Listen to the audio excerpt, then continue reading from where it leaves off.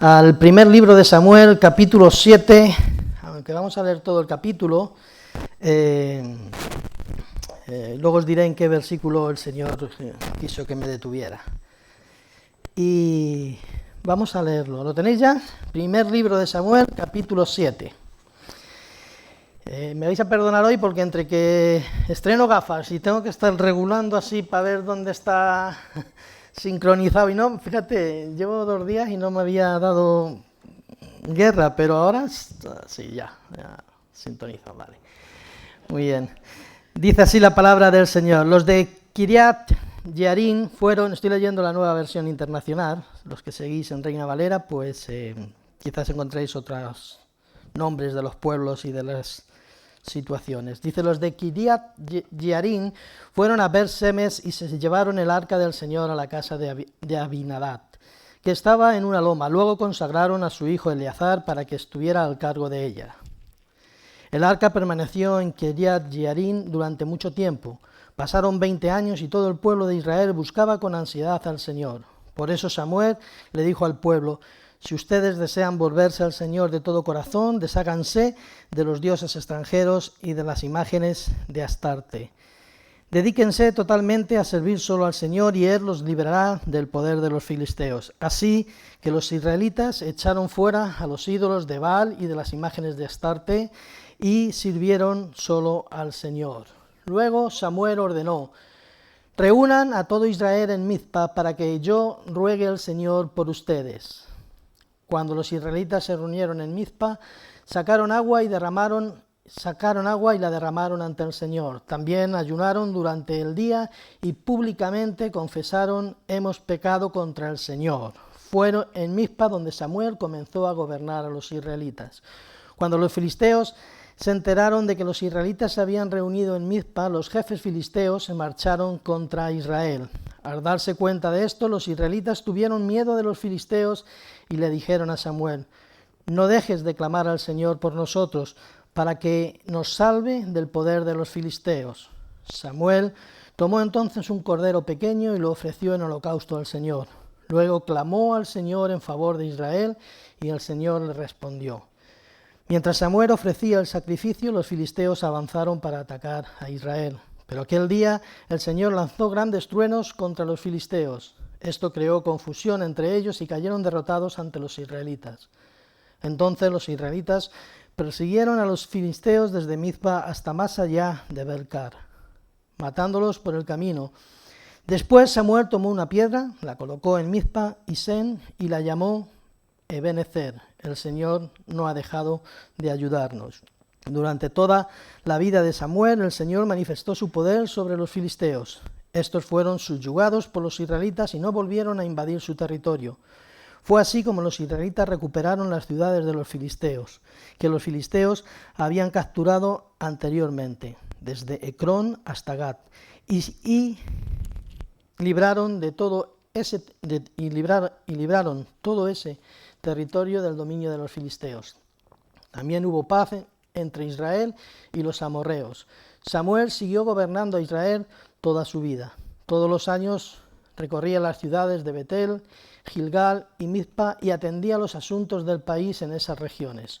Luego regresaba a Ramá, donde residía, y desde allí gobernaba Israel. También allí erigieron un altar al Señor. Muy bien. Un texto muy, muy interesante y podríamos estar sacando predicaciones de él prácticamente durante toda la vida. Muy bien, pero yo quiero detenerme en el versículo 12. Primer libro de Samuel, capítulo 7, versículo 12. Tomó luego Samuel una piedra y puso entre Mizpa y Sen y le puso por nombre Ebenezer, diciendo, ahora estoy leyendo en Reina Valera, hasta aquí nos ayudó el Señor. Aprovechando la convocatoria de Israel para el arrepentimiento y la oración, los filisteos invadieron el país. Nunca pudo ser amenazado Israel en mejor momento que este, cuando estaban orando y arrepentidos. Nunca mejor preparados para recibir al enemigo que cuando se está orando y ayunando. Israel se pliega en filas en torno a Samuel.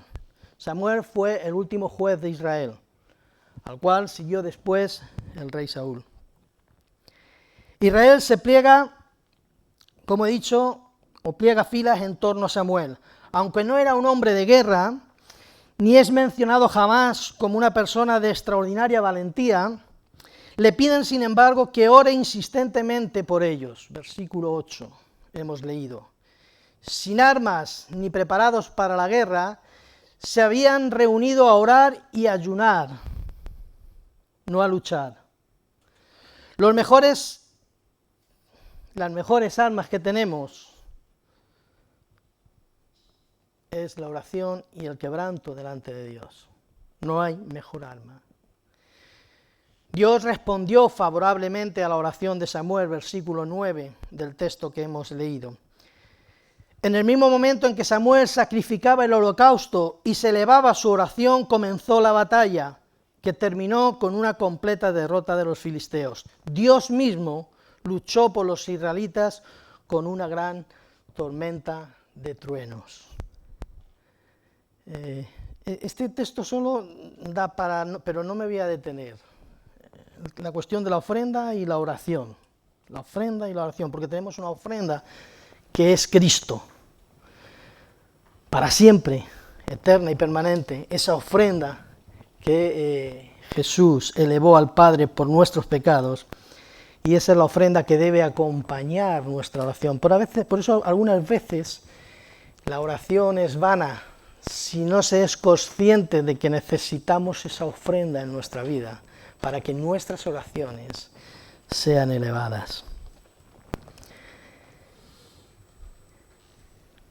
Samuel levantó un memorial, levantó una piedra en gratitud al Señor por esta victoria, y también que sirviese de aliento y de ánimo para el propio Israel. Versículo 12. El memorial consistió en una piedra que levantó y le puso por nombre Eben-Ezer, que significa piedra de la ayuda. La razón de Samuel para ponerle este nombre es que hasta aquí, como dice la Escritura, nos ayudó el Señor. Hasta aquí nos ayudó el Señor. Y junto al agradecimiento por la victoria obtenida, también parece que Samuel diera a entender una reflexión para el pueblo. Y aquí es, en este versículo 12, donde el Señor me hizo parar y reflexionar sobre este versículo 12.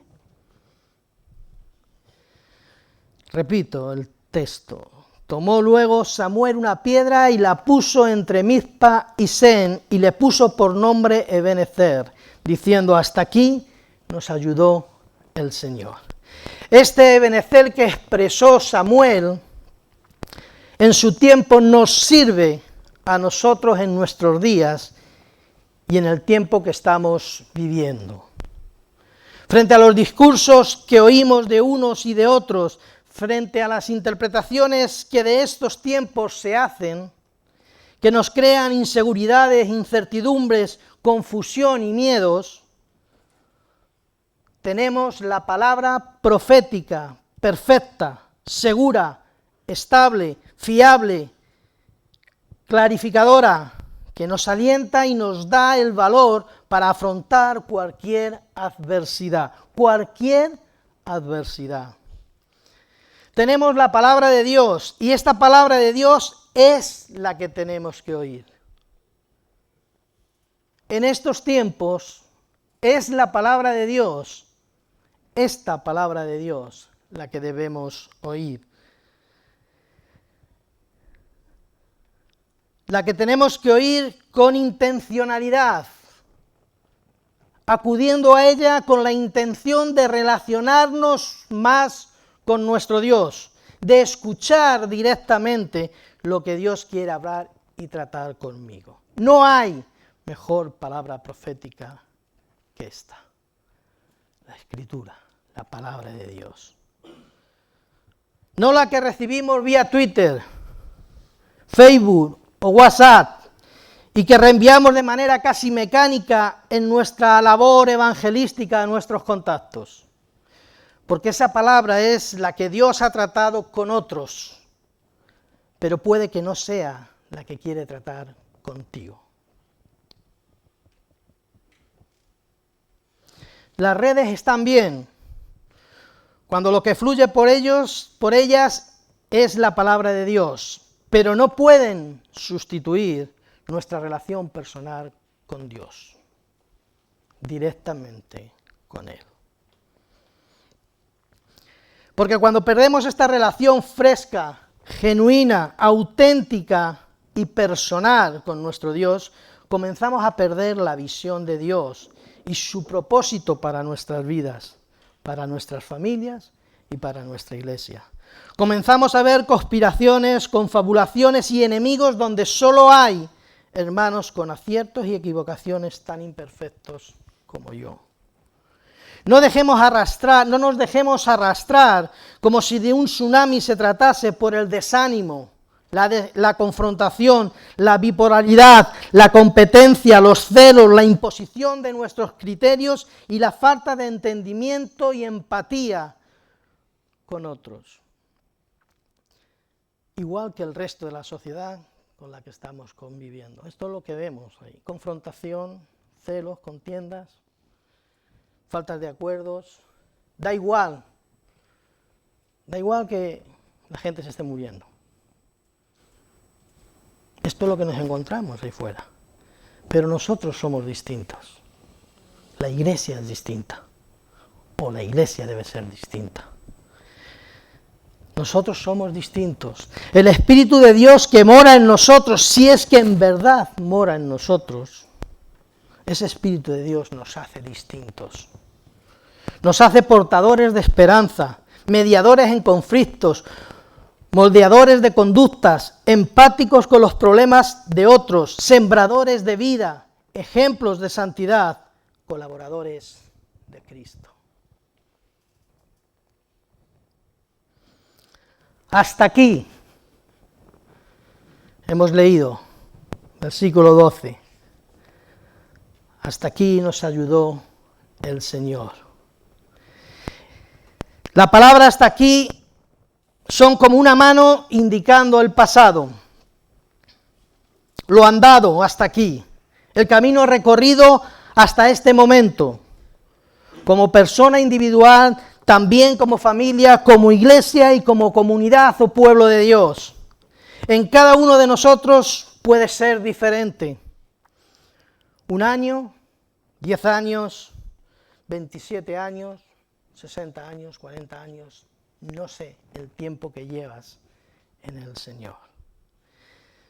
En cada uno de nosotros, como he dicho, puede ser diferente, pero hasta aquí nos ayudó el Señor. En días de pobreza y en días de abundancia, con enfermedad y llenos de salud, en la honra y en la deshonra, en la tristeza y en la alegría, en la oración y en la tentación, en el fracaso y en el triunfo, en la iglesia en la que estabas al principio y en la que estuviste después, cuando estuviste soltero y después cuando te casaste. Hasta aquí nos ayudó el Señor. Hemos tenido aciertos y también muchas equivocaciones.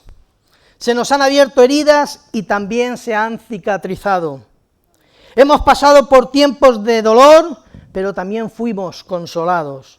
Sufrimos sequías, pero también bebimos de los ríos de agua viva. Nos sentimos solos, pero también fuimos llenos del Espíritu Santo.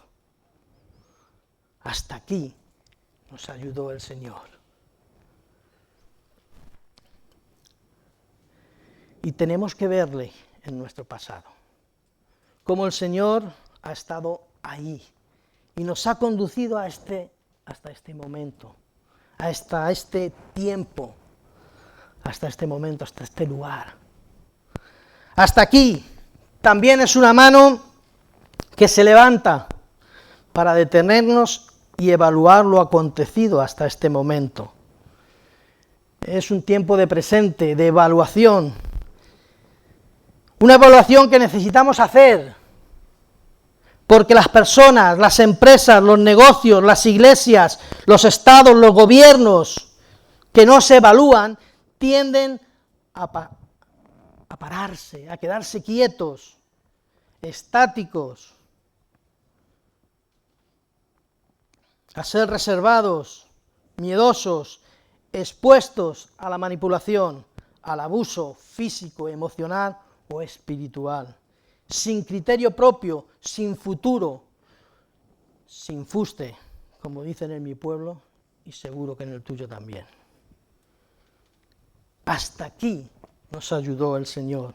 La evaluación debe ser sincera, honesta, asumiendo responsabilidades propias, pero empatizando también con las ajenas, no buscando la crítica en los demás, sino mirando dentro de nosotros mismos, queriendo ser parte de la solución y no formando parte del problema. Hasta aquí nos ayudó el Señor. La evaluación nos debe conducir a cambios, a mejorar lo que está bien y a corregir lo que no supimos hacer bien, sin flagelarnos, pero apelando con honestidad a la conciencia y al redarguir del Espíritu Santo en nuestras vidas. La evaluación nos debe llevar a querer aprender, hermanos y hermanas, a querer aprender de otros y a escuchar el consejo. La evaluación nos debe conducir a la humildad y no a la soberbia. La evaluación nos debe sanar las heridas y abrir la puerta al perdón. Hasta aquí nos ayudó el Señor.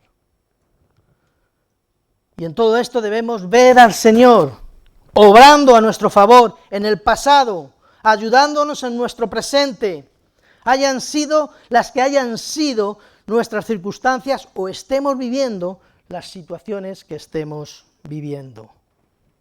Hermano y hermana, hasta aquí nos ayudó el Señor.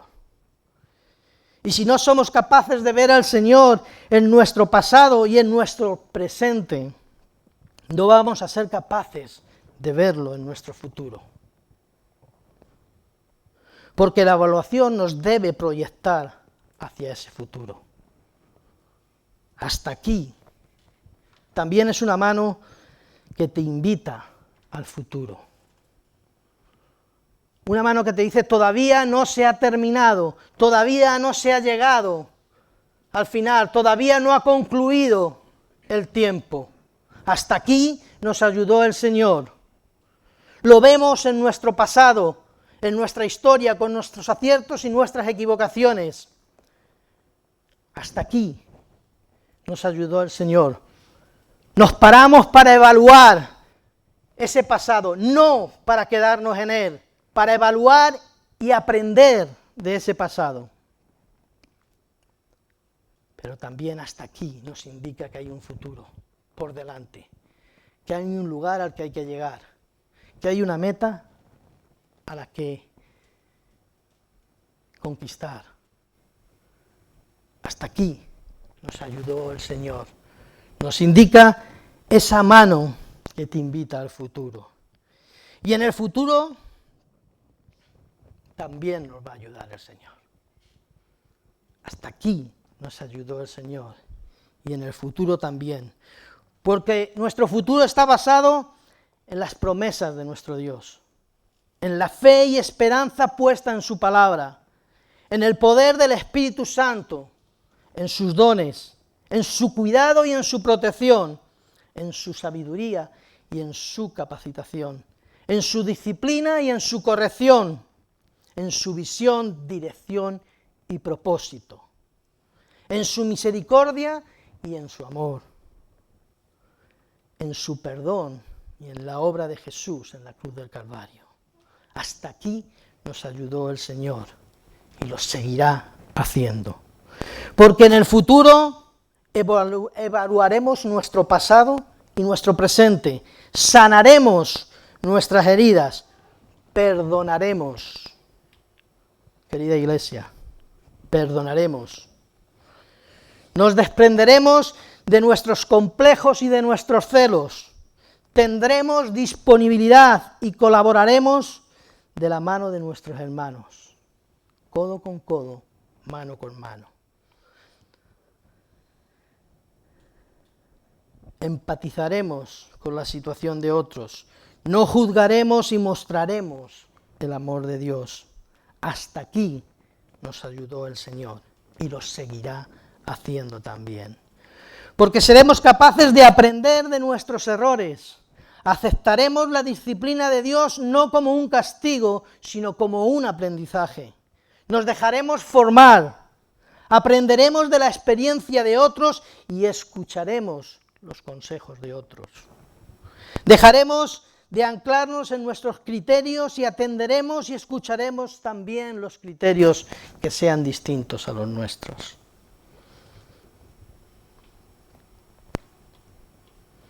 Hasta aquí nos ayudó el Señor y lo seguirá haciendo, porque nos arrepentiremos de nuestros pecados y el Señor nos perdonará, porque el Señor es fiel siempre. Hasta aquí nos ayudó el Señor y lo seguirá haciendo. Querido hermano y querida hermana, querido amigo, yo lo creo. Creo que el Señor seguirá ayudando a su pueblo. Yo lo creo. Pero yo te invito y te digo, ¿quieres afrontar el futuro con esta actitud? Y dispuesto a ser dirigido y lleno del Espíritu Santo. ¿Te quieres subir a este barco que se llama Jesús Vive y cuyo capitán es Cristo? ¿O estás pensando en tirarte por la borda? No lo hagas. Aférrate a Cristo. Como dice la canción, a Cristo, solo a Cristo. Aférrate. Hasta aquí nos ayudó el Señor, iglesia. Y en el futuro lo hará también si nuestra actitud es correcta. Si aprendemos de nuestro pasado, si vemos en nuestro pasado la mano de Dios en los momentos difíciles y en los fáciles, en los complicados y en los turbulentos, pero también en los apacibles y tranquilos. Si somos capaces de evaluar, ese pasado, como iglesia, como comunidad evangélica en Aranjuez, como pueblo de Dios, a nivel personal, a nivel de familias, si somos capaces de evaluar, de ver al Señor en nuestro pasado, de evaluar en nuestro presente y de hacer cambios, corregir, enderezar sendas, cambiar actitudes y enfocarnos en el futuro con nuestra confianza puesta en el Señor. El Señor será fiel y estará ahí para ayudarnos también. Vamos a orar.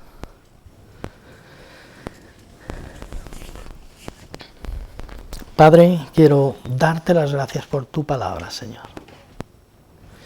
Quiero pedirte, oh Dios, que trates con nuestro corazón de una manera directa, íntima, personal. Da igual que estemos 20, 30, 40 o 60 en este lugar. Yo quiero que tú hables de forma personal, individual, al corazón de cada uno de nosotros. Que podamos verte en nuestro pasado, en los momentos en los que han sido de triunfo y de victoria, pero también en los que hemos sido derrotados, hemos caído o hemos tropezado. Que podamos ver tu mano en todo momento, aun cuando no la sentíamos. Como en este momento presente, seamos capaces también de evaluarnos con sinceridad, con honestidad delante de ti, en esa intimidad y en esa quietud que solo se puede producir en tu presencia, Señor, allá donde nada queda oculto ni escondido, sino que tú, oh Dios, lo sacas a la luz de nuestra conciencia y de nuestro corazón. Padre, Quiero pedirte, oh Dios, que tú nos lleves a ese tiempo de evaluación en el que se produzcan cambios en nuestras vidas, cambios en nuestras familias, cambio en nuestra iglesia, cambio en nuestra comunidad, cambios en el pueblo evangélico. Que seamos capaces, oh Dios, de mirar al futuro con la fe y la confianza puesta en ti, anhelando y deseando esa llenura y esa frescura de tu Espíritu Santo, dejándonos dirigir por ti, orientar por ti, levantar por ti.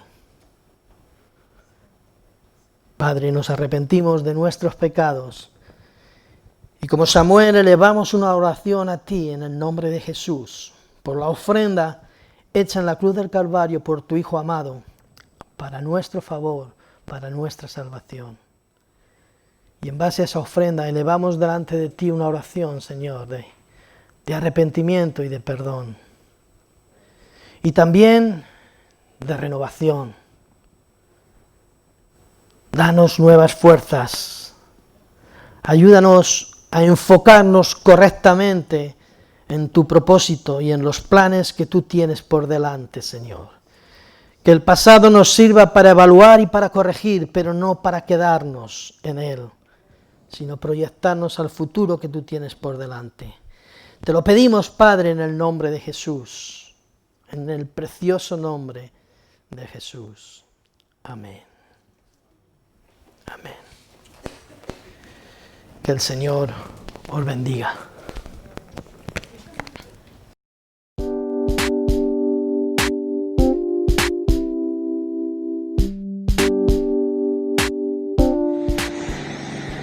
Para toda la familia Jesús Vive, hoy os queremos enseñar qué te vas a encontrar con el reinicio de nuestros cultos de los domingos.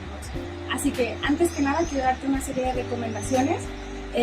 La primera es que si en los últimos 15 días has tenido síntomas de COVID, como por ejemplo tos, fiebre, mocos, o eres una persona de riesgo que padece múltiples patologías o enfermedades crónicas de tipo respiratorio o cardíacas, te abstengas de venir. El culto será de 11:30 a 12:30, tendrá una duración de 1 hora, pero para evitar aglomeraciones en la entrada de la iglesia se abrirá 15 minutos antes, así que sé puntual y ayúdanos a seguir con el plan establecido. El aforo es limitado, así que deberás apuntarte llamando o mandando un mensaje al número que aparece acá abajo y para ello deberás hacerlo antes del viernes. Ahora vamos a pasar al interior, pero antes debemos llevar puesta correctamente la mascarilla, si no, no podremos acceder, así que no la olvides. Vamos. Lo primero que nos vamos a encontrar es un felpudo que tiene una solución desinfectante donde nos vamos a limpiar la suela de los zapatos. Y luego nos vamos a secar aquí.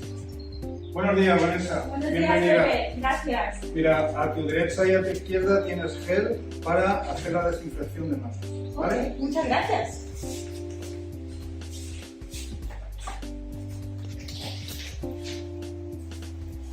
¿Ya? Sí. Pues adelante. Buenos días, bienvenida. Muchas gracias. Sí. Y ahora Unuquier nos va a indicar dónde debemos quedarnos sentados durante todo el culto. Vamos a pasar por aquí.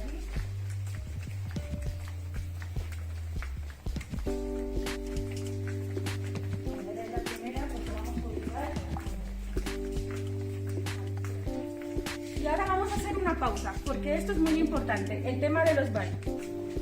Solo se puede entrar una persona a la vez, tanto en el de mujeres como caballeros. Y después una vez salgas, el ujier procederá a limpiarlo.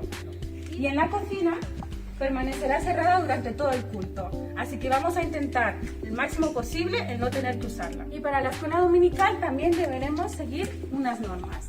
Los niños deberán tener puesta siempre la mascarilla, deberán traer una botella de agua con el nombre puesto y los profesores ya se encargarán de mantener la distancia de seguridad entre ellos.